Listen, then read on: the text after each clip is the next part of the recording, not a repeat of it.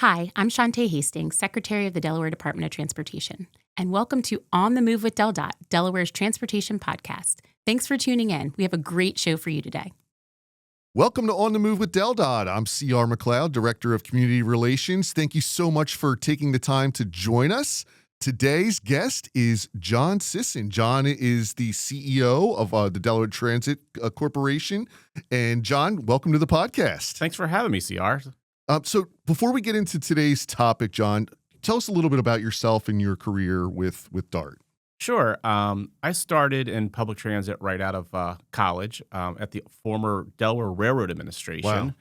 Wow. We worked on commuter rail and commuter bus service. And in 1995, when Delaware Transit Corporation was created and absorbed DART, fixed route, DAS, paratransit, commuter rail, became part of that organization, eventually started working in facilities, working on a lot of facility projects up and down the state, train stations, bus garages, those types of things. At some point along my career, I got into performance management, really looking at how we were doing as an organization. And about 12 years ago, I became the CEO of Delaware Transit. Well, great. Well, you've certainly seen, all aspects of the operation, and continues to be something that we are investing a lot of energy, resources, and money into to provide these services to Delawareans. Yeah, so paratransit services are critical services. Our customers typically don't have another way to live their lives, whether it's going to work, a doctor's appointment, a day program, medical, anything that they're doing, groceries. Transportation can be a barrier, and this is a service that overcomes that barrier. It's very unique, but it's also very challenging. From delivering it every day to the broad range of challenges some of our customers have, and just the growth of it over time. It is the most rewarding, but also some of the most challenging work we do. Right, and many may not know that this past December, DART Paratransit Service celebrated 50 years of service, making it one of the longest standing services of its kind. Oh, it is. It was the first of its kind. So it came out of what was known as DIMS, which was a private nonprofit. All the acronyms. Yeah, I know. All the acronyms. I have to look at Delaware Interagency Motor Services. Okay. A private nonprofit that provided services. But as I quickly learned, it's a costly service and it needed support, state-level support. And so DAS was created almost 51 years ago, and it was the first paratransit service of its kind in the country. And in Delaware is very unique because we do statewide door-to-door. We go beyond what the federal requirement is. So, as a recipient of federal funds, we're required to provide complimentary paratransit services within 3/4 of a mile of a fixed route. So you look where our fixed route services go, within 3/4 of a mile, you're supposed to get complimentary paratransit service to make sure you're not discriminated against and can access public transit. But here in Delaware, we say that's not good enough, right? We understand that where our fixed route services go has some limitations, especially based on our rural communities, suburban communities, but people still have transportation needs. So we go statewide door to door and provide a level service that is just one of its kind in the country.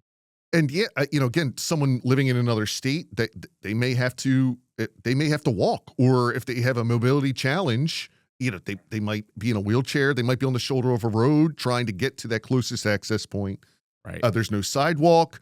You think about all those things for the service we're providing, and the fact that, again, providing door to door, just what a lifeline that is to people. It's huge, and whether it's someone who has a child who has mobility challenges or other challenges, or you've aged and you're not the same, you don't have the same capabilities as you once did, and so now I might be in a wheelchair, I might need dialysis every day, I might need something that just puts it in there. So it is a broad range of customers that we have. I might have vision impairments, I might have mental capacity challenges, whatever it might be, that we eliminate the barrier to transportation that transportation has, and making sure people get to those critical services, and just recreational services too. Right. It's not just about, hey, I got you to your doctor's appointment. I want to go to the mall to go shopping. I want to go to the movies. Whatever it might be, you should be, have access to that and live a fulfilled life. And when we're talking about the service as we get into the conversation, give us an idea of how many people are using this service on a daily or weekly or even yearly basis. So prior to COVID, we were doing almost 1 million trips. That's a big year. number. It's a big number. We're over 800,000 now. It's still a lot. So on a typical weekday, we book about 3,400 trips. We deliver about just over 3,000. Whatever happens through a day, someone's sick, whatever, we have a cancellation. But so we're booking throughout the state over 3,400 trips a day, and so that's a lot. And it's less on Saturdays and less on Sundays, but on a weekday, a lot of that 5% of those are dialysis trips. People, go to dialysis probably 3 times a week. So every other day they're going. Those are types of trips, but we have a broad range of trips that we do. So through that process, about 50% of the trips are we call subscription trips. I'm taking you every day to your place of employment. I know I'm going to pick you up between 7 and 7:30, get you to your job, and then pick you up at the end of the day. 50% of those trips are subscription. The rest are people can go online. I call it pseudo online. They fill out a form and it goes to our reservationists and they fill it out and book your trip. So 50% of those trips are either call in or online. The day before you have to make that trip or book that trip. And so our schedulers go through, rearrange, put the whole thing together for our drivers each day and put that out there. And it's quite a puzzle. And then what happens throughout the day is another adventure, whether it's an accident on the road, Yeah. a customer having a medical issue, just the challenges, coming to someone's door, are they ready or not ready? And just the ripple effect that has on what we do. It's real interesting. And you can imagine we have a peak. We have an AM peak and an afternoon Sure. peak where we do a majority of those trips, and that is the big challenge. So again, just going back to that 800,000 number, I mean, Right. we're a state of 1 million people Right. now. I think we're officially 1 million people.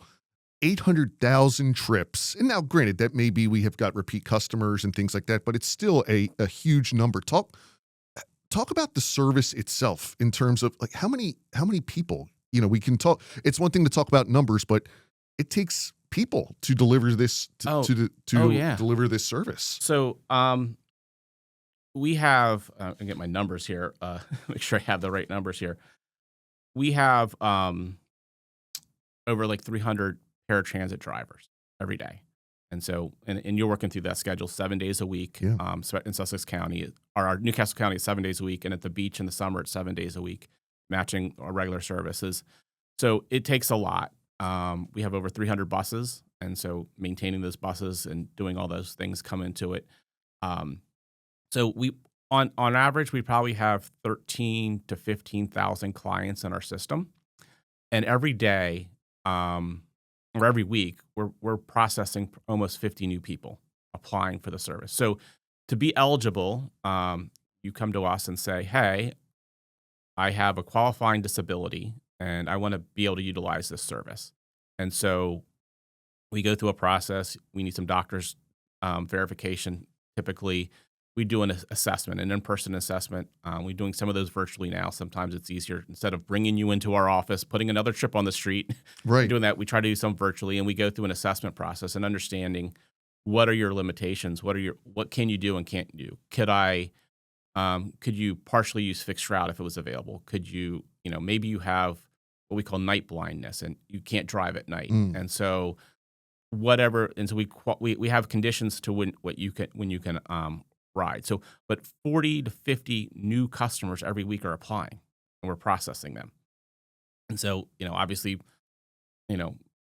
you manage that through, people pass away. You're managing that whole roster of what's going on. There's a demand. There's a demand. There is a big demand for that. Again, I didn't know that 50, on average, 50 new people are inquiring about the service on a weekly basis. So Yeah. that's significant. I expect it to continue to grow, right?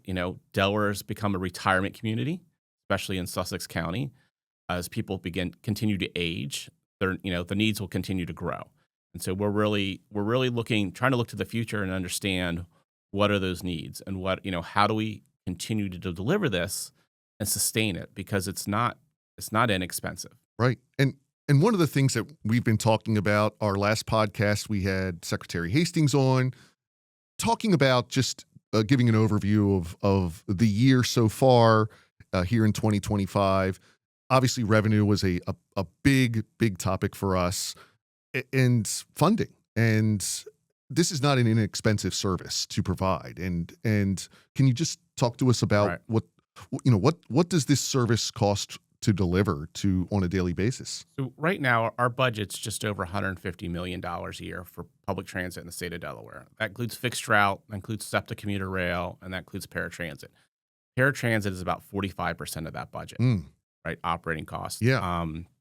And so each trip is on average costing us over $71 to provide, right? And so what we've seen over the last several years too is the trip length continuing to grow. So in Newcastle County, that trip length is just under 8 miles. In Kent County, it's just over 8 miles. But in Sussex County, it's over 10 miles. Right. It's a bigger county. Yeah. Geographically, what I've been told is the largest county east of the Mississippi. I've never verified that, but I've been told that several times. But that trip length, so if you're taking over 10 miles, you're talking 20-minute plus trip, right? So it is time consuming. It's not, so paratransit isn't an individual ride, it's a shared ride. So we'll try to pick up people, along the path, try to group them together. If they're going to the same place, if they're going to Easter Seals, we try to get several people who are going to the same place on the bus together. Efficiency, but it's got to geographically work. Right. And the less dense you are, the harder that is. Right. And so the more spread out people are, the harder it is to group those trips and manage those trips. So we continue to work on that. We're implementing some new software. So our software is really old, our dispatching software.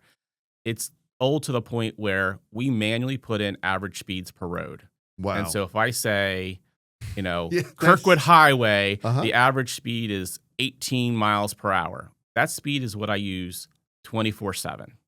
But we all know during the time of year, day of the week, time of day, that changes. So our new Route 1 in Rehoboth, if someone's going to an appointment, it varies differently if it's February or if it's July. Exactly. So our new software is kind of use the same stuff what Waze uses, or your travel assistant maps use on your car. So it knows that Fridays in July, going south on Route 1, it's more congested, or, depending on where you're at. We know at 10 o'clock at night, it's easier to get around than it is at, say, 8 o'clock in the morning when people are going to work. And so that will help us do a better job of scheduling.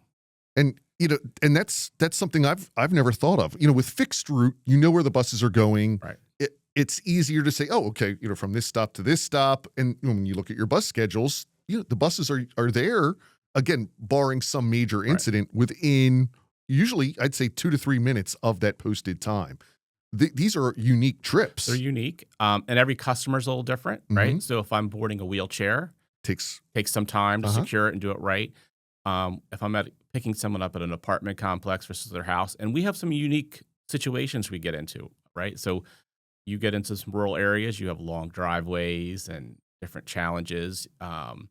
Wherever you're going. So we're trying to better understand each customer's unique times, the time of day, where we're going, all those different things to help us better predict what's going to happen, right? And there's still going to be challenges, right? There's still going to be, unfortunately, major accidents on a road, or a customer having a medical issue on the bus and you got to do something. But what this will allow us to do, like right now, if I have a customer having a medical issue on a bus, I have a control center that's trying to manage that and trying to move trips around, but they're trying to do that typically by hand, right? They're going, okay, John's bus is now held up. Who is he going to pick up next? Let me give that to CR. CR might not be the best option. Okay. But that's the easiest to find. Now the software will automatically reshuffle the deck all day long. Okay, yeah. Right? And so understanding that, okay, if CR has been running 10 minutes behind schedule, maybe I'm not giving him his whole manifest for the day. I'm giving him the next couple of trips. And then whoever might be available will get those trips to better deliver those trips. And so we're really optimistic and hopeful that this is going to make a huge difference in our ability to initially predict the service and then adjust through the day, right? Yeah. And Yeah. deliver a higher, better on-time performance and a higher quality of service to our customers. And that's great to hear, and it's a great segue into the challenges of the service. And one of the things we hear from customers is again meeting that demand and on time performance. And you just really talked to some of those issues about what can impact our on time performance. Any other thoughts on how we are working to address how we're delivering the service to our customers? So we're starting to really look out and say, how do I maximize our fixed route service as part of this? So I have clients that, maybe I'm coming from Newark and I'm going to Dover. Can I put them on our inter-county fixed route service? Is that customer capable of traveling independently that way? Sure. Can I put them on that service instead of right now? What happens is we take a paratransit bus from Newcastle County and one from Kent County. They meet at the Smyrna rest area. They swap customers and then they go. And it works, but it's not the most efficient when I have capacity on other buses to use. So that's one thing we're starting to look at more of, making sure we understand our customers' capabilities. Can they independently ride? Not everyone can. Mm-hmm. And can this trip be done better and more efficiently that way? The other is a new service that we've been rolling out for the last couple of years called microtransit. And so microtransit is on-demand public transit in a small area, say a 5-mile radius area, like in the city of Newark, we have microtransit. And we are starting to see our paratransit customers utilize it more because, one, they can make same-day trip requests, and it's a short trip. And if you're in a community where we have that, like I can go to the dry cleaners, I can go to the grocery store, make a quick trip. I can do same-day stuff. I can run to the pharmacy that way. And so that service is out there, and it's not tying up the paratransit service, and it has capacity to take on more people. And so we're starting to hopefully encourage people to take a more local trip. It's cheaper for paratransit customers to use that service, and it's more efficient for us. And my understanding is we also prioritize the service. Say, again, to your point, if someone needs to go to dialysis versus someone, again, going to the grocery store is important, but when we're trying to put this puzzle together of, how do we move people and meet all these demands, I think the medical is probably one that we would put higher. Yes and no. Okay. So we divide our service into two big categories. One is, as I mentioned earlier, the federally required 3/4 of a mile of a fixed route. That is what we call our ADA paratransit service. And then anything outside of that, we call our demand response service. So we're not allowed to trip prioritize an ADA. Okay. So if you're in that ADA service area, you ask for the trip, we can't say that you going to work is more important than the grocery store. Sure. Now, what we also do, though, is, and we're looking at the age, if you're 65 and older, you can apply for senior service only. So that's a demand response service. So we do prioritize those, right? So I haven't said I had a qualifying disability, but I want to use the service. So right now, we won't give you a peak. In Newcastle County, we don't even provide the senior service. The demand's too high. So in Kent and Sussex, if you ask for it, we're going to provide that outside the peak. So we're not going to take you to the grocery store at 8 a.m. We'll take you at 10 a.m. Okay. And so we try to manage those trips that way. The dialysis, we is a schedule, and it's very regimented. So that is kind of gotten its own kind of little, hey, we're going to keep you on that schedule. Because the dialysis agent, the unit where you're taking they have a capacity issue too. I can't just show up 30 minutes later and they'll squeeze me in. They don't have the unit to do that. So we do try to manage some of that, and that's where we got to do, do a better job of trying to manage that. So that 65 age might turn into 75, something we're looking at. You hear people, it's different than it was 20 years ago. Right. I think the joke I see out on the internet is the Golden Girls were in their 50s. Right. Right. You have a more active, older population right, than maybe traditionally in the past. Right. So people are still able to get out and about more so than they may have previously had. But but again, if we're not the decision makers, Right. we're going to provide the service regardless of where you want to go. Right. And so one of the things that we're trying to we work with our customers on, though, and they play a key role in this, is, as I mentioned, I think we have a 12% of the trips that don't go every day. So we have what we call our no-show policy, and it's a points-based system where, every time you cancel at the door or cancel before 90 minutes, you get demerits, say, and they add up to the point where if you abuse the system and every day we come to your house and you don't go, you'll get enough points to the point where we'll suspend you from the system or until you can have corrective action. Because we can't bog down, the system for have you book trips and then you never go, right? Again, 50 new applicants a week. Right. And if we are planning for this service, that's a service we could be providing to someone else. Right. So that there's an equality, Right. factor. And so it's not punitive right away. We understand people get sick. That, Sure. Things do happen. Yeah.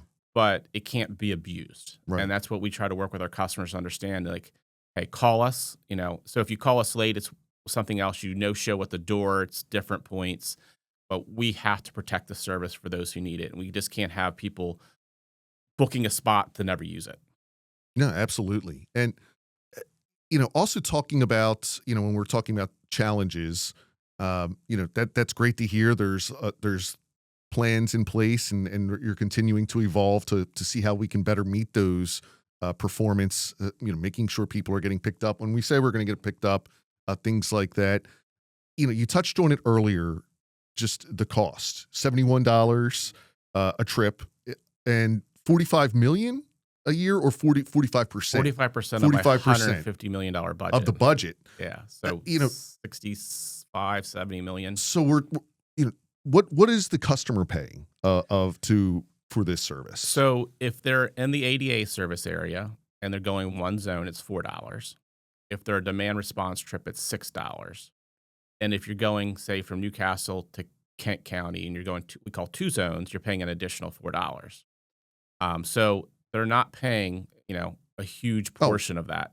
Right. We are subsidizing this service greatly, immensely. Yes. Yeah. So, but we understand too that, a lot of these customers have fixed incomes. They don't have a lot of disposable, income to do this. So it is challenging there as well. Right. And so we have, we're trying to, part of our efficiency efforts, we're trying to get the payment off the bus and try to get to kind of the account-based system or using the app. So we have a DART mobile app, pass app that you can pay your fare and try to do that. So the amount of time and energy we spend collecting tickets and collecting cash on the bus, we're trying to become more efficient and take that off the bus. We know who you are. We know where you went. Let's get to an account-based system. Especially when you mentioned other things, if they're in a wheelchair, that takes a couple of minutes to get them on, get them secured safely on the bus. So any way you can save a minute or two is going to help the service. Even looking at the fixed route service, which I ride on a regular basis, just being able to show your phone, show your pass, you're not having to stop. All these things add up. That all adds up to efficiency when, people aren't fumbling for their money or things like that. It's already done. So being able to take that element out of it, maybe buys a couple of minutes. Buys some minutes, and at the end of the day, I'm not emptying a fare box and counting the cash and doing all that stuff and the resources that it takes to do that. So we're trying to become more efficient that way. Another thing on the efficiency front is, so we have a reservations call center. They're booking the trips, they're handling stuff, but they also handle what we call ETA calls, right? And so they're getting tons of calls every day, right? So on a weekly basis, we're approaching 9,000 calls to this center. Wow. Right? It's open 7 days a week. 30% of those calls are, where's my bus? Sure. Hey, where's my bus? So we have the transit app that shows you where your bus is and gives you, so we give you a 30-minute window to say when we're going to pick you up. Okay. And so you can go to the app and get a better sense of where that bus is. So you're ready when the bus shows up and you're, and then not calling in to the call center, maybe being put on hold, doing those types of things. We're trying to manage that efficiency as well. Okay. Yeah. That's, all these things just behind the scenes, right? That people may not know about. Right. It takes a lot to provide this service on a daily basis. One of those components is the fleet itself. Yes. How many paratransit buses are on the roads each day? How are we fueling them? That's a big part of this, getting people to where they need to be. You got to have the vehicles. Right. So we have about 300 paratransit buses in our fleet. On a typical day, we use 80% of them. So can't do the math real quick, but over 200 of them. So they go out, and every morning. In the winter, we're starting them up to get them heated up. So the customers aren't getting on a freezing bus in the summer. Again, we try to cool them off. So that first client isn't walking into a steaming bus or frozen bus. So we have a maintenance crew that, every day, the buses come back to the yard. They get fueled, they get washed, they get cleaned, on a routine basis. There's an interior detail cleaning inside there. If we have any sort of spill or incident through the day, there's a detailed cleaning that has to happen to make sure that the bus stays sanitary. We have, just doing all that. So that routine of, when the bus comes back, so every day I'll back it up a little bit. Driver starts off their day, they do a pre-trip inspection, make sure the bus is road ready, right? It's part of your CDL. They take out the bus for an 8-hour plus shift, come back, do a post-trip inspection, clean up everything, real loose trash, make sure the windows are closed, all those types of things. At the end of the day, have a crew. They take that bus, empty the fare box, take it around, get it fueled, get it washed, and get it parked. And so if you're doing that for 250 buses a day, every day you're doing that. And then you have the regular maintenance schedule of making sure their PMs are done, making sure, if anything happened, during the day, if like a mirror got hit or something happened, doing those repairs, changing tires, doing all that stuff. It is quite the operation. Got an amazing crew who work on these buses. These buses are fueled by propane, so they're a little bit more environmentally friendly than gas or diesel. So it is quite the operation, and sometimes you take it for granted, but it happens. And so in the winter, we're taking snow off the tops of the buses. Right. So if you don't need if you know what our paratransit buses look like, they have a 20-foot flat roof. And you can imagine a 2-inch or 3-inch pile of snow sliding off into the windshield behind you. That's not very safe. Right. So they go through a snow scraper before they go out, and we scrape off the snow. So all these little things add to the complexity of what we do, but we want to be safe out there. And so it is a routine. And then, and again, amazing crew, amazing bus drivers, amazing maintenance staff to take care of these, just to make sure that service is delivered on a timely basis. And again, that's a nice segue into the next discussion piece is just the people, the unsung heroes that deliver this service. Talk to us about the number of people. Again, everything from the basic maintenance of the vehicles each day to the call center. Talk to us about the employees. Yeah, so it is a broad range of employees. Actually, I was talking to one this morning. She's retiring beginning of September, and she's in my eligibility section, right? And so that group is the ones who interview new customers, making sure they're they warrant the service. And we talked about how uplifting it is, right? You're taking care of a population that is somewhat vulnerable, and you're providing them with essential service. And she talked about how, she goes home at night and can rest her head on the pillow knowing she's made a difference in someone's life. Absolutely. And so, and they're all unique. So and sometimes you're dealing with a caregiver, sometimes you're dealing with a customer, what you're doing. We have a reservations group that, all day long are taking scheduling requests, where's my bus request, talking to customers. And it takes a special person, because there can be audio challenges, there can be speech challenges, there can be all sorts of different, things. Sometimes these customers just want someone to talk to. Sure. Right? It becomes part of what you do, right? Yeah. This is something. So you have that, you have bus drivers who, part of the service, we walk you from your door to the bus and back, why we're not supposed to carry your bags. We carry your bags. Right. Things like, Groceries, things. I'm like that. sure they do. They go above Yeah. and beyond. And, securing wheelchairs, helping with mobility devices, doing all these different things for those customers. We have service supervisors who come out and help, whether responding to an accident or a client with a medical distress and doing different things. It's a big team. I mentioned the maintenance and cleaning team. It is a big team that does stuff. And then, there's always the support behind that, right? Making sure people are paid and, counting money and doing all the other stuff. But working with our paratransit community, they're a special group. Some of them are super vocal and been huge advocates for the service. We have a group called EdTAC, the Elderly and Disabled Advisory Technical Committee. They're your toughest critics, right? They're the ones who Right. are always going, hey, tell us about your on-time performance. Tell us what you're doing. They're making sure they're advocating that the service stays at a high level. And they play a huge role in what we do, right? And making sure that, hey, we're seeing a dip in on-time performance or we're seeing something that's not right. How can you do better, DART? And, they keep us on our toes. Yeah. And, again, just, thinking about how many people it takes on a daily basis to meet those needs, thinking about those on the front lines, especially whether the call takers, Right. And our bus drivers, again, they're not just bus drivers. No, they're not. They are, and they might be sometimes the only person that the customer interacts with that day.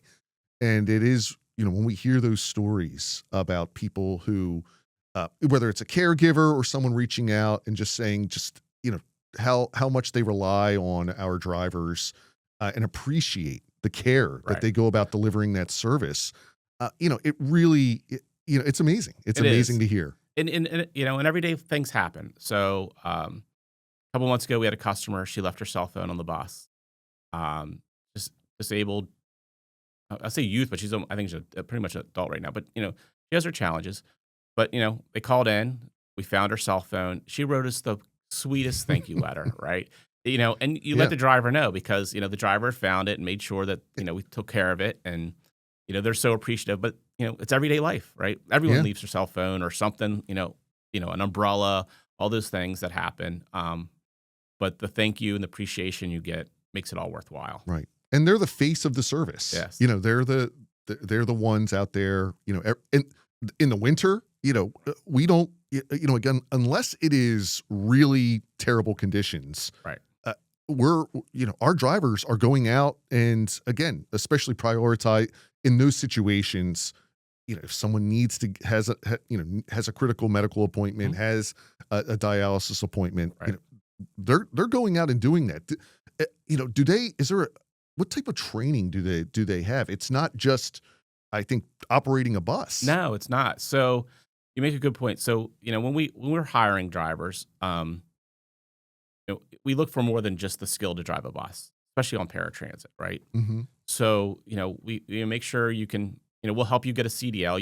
If you come to us with the CDL permit, we'll help you get your CDL. So training you on how to drive a bus sometimes can be a challenge, but that's not the hardest part. Then we go through a whole new operator orientation where we're treating them customer service skills, how to secure different mobility devices. And you'd be amazed how many different mobility devices are out there. Some we can't secure, right? It's some that, we got to tell the customer, like, there's no way to safely do this. So if you can't sit in the seat, you can't, so we go through all that training, understanding that, again, if I have a dialysis patient and they might be leaking from their port after their procedure. And so how do you handle that? Sometimes, some of our customers can get rambunctious with each other, keeping them separated. Boys will be boys, right? So you go through all that training. And so they go through weeks of that. And then once they get through the new operator orientation, then they get field training. And so then it's actually going out with an experienced driver, learning the routes, the map reading, the understanding of what to do. And, every residence is a new challenge, right? Making sure, are you navigating stairs? Are you navigating ramps? Are you, what are you dealing with? Long driveways, what to do, and then the whole support team behind them of if I don't know what to do, I'm calling in and asking the question like, hey, I got this unique situation, what am I doing? But it is a long process. The customer service part is huge, because it is a very big spectrum of customers we have, Right. and their Right. needs are different from someone's grandmother to someone's kid to everything in between. Communications can be challenging, just all those different things. So it takes a special person, and we have a lot of special great people who do this and go out of their way to make sure that it's your loved one and we're taking care of them. Yeah, that's fantastic to hear.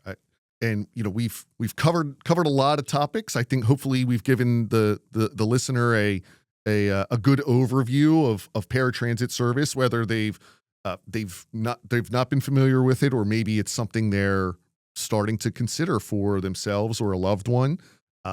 Appreciate you going into all that background information about the service and how we're continuing to address the challenges and provide this high level of service to meet the needs of the community.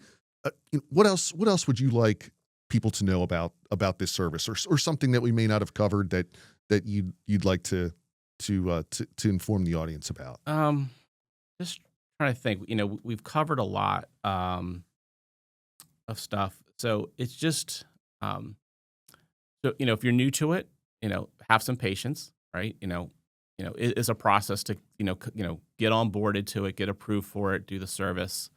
Um, we're not perfect out there, right? There's always challenges, and we're always trying to get better. So if our on time performance isn't what we expect it to be, or you expect it to be, reach out. But we are working hard to make sure that we're delivering it in a great way. There's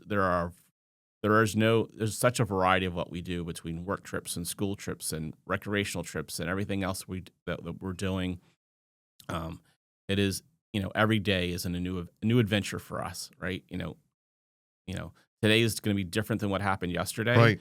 The weather, be patient. So you talk about snow, but we had 100-degree days a month or so ago, right? And those drivers are in and out of a bus, securing. When you open that door for the wheelchair ramp, the bus doesn't stay 75 degrees, right? And you're on your hands and knees securing wheelchairs and doing different things. You're escorting people to their door. It can be a lot, and they're human, right? And you don't know what's going on in their life, right? Whatever things are going on, they're trying to leave that at home, but it can be stressful sometimes. And if you're in gridlock and you're running late, and we're calling and saying, hey, what's going on?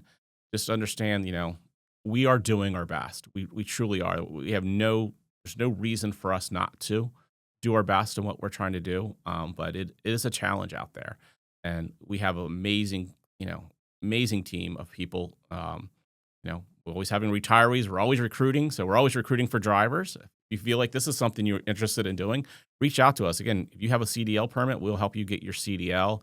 We will train you on everything you need to know about being a paratransit driver, being a mechanic, working on paratransit buses, cleaning buses, any of that stuff. So we're always hiring, always looking to do that. And so continue to get better. Well, very informative conversation, John. Really appreciate you taking the time and helping to deliver this critical service to Delawareans. And it sounds like it's only going to continue to grow. And we're very fortunate that we have so many people that are working hard to do this day in and day out. We are. Appreciate you having me on here. Let us tell a little bit about what's happening. So again, thank you to my team. Couldn't ask for a better team, to deliver this service. And just looking forward to continuing to make it better for everyone who needs it. Well said. Well, with that, we'll conclude this episode of On the Move. And again, thank you to the listening audience for taking the time to learn more about what we're doing in and around the state with transportation, providing paratransit service. Again, hopefully you've learned something today listening to this. If you have any comments or feedback for us, suggestions for a future topic to learn about what the for On the Move, send us an email, dotpublic@delaware.gov, and just put that in the subject line for On the Move, and leave us a comment. We'd love to hear from you. So with that, thank you so much. Travel safely and be well. Thank you for joining us and taking the time to learn about what's happening in transportation across our state. If you have any questions about today's episode, feel free to leave them in the comments section. You can also follow us on social media. All the links are in the description. We'll see you next time on the Move with DelDOT.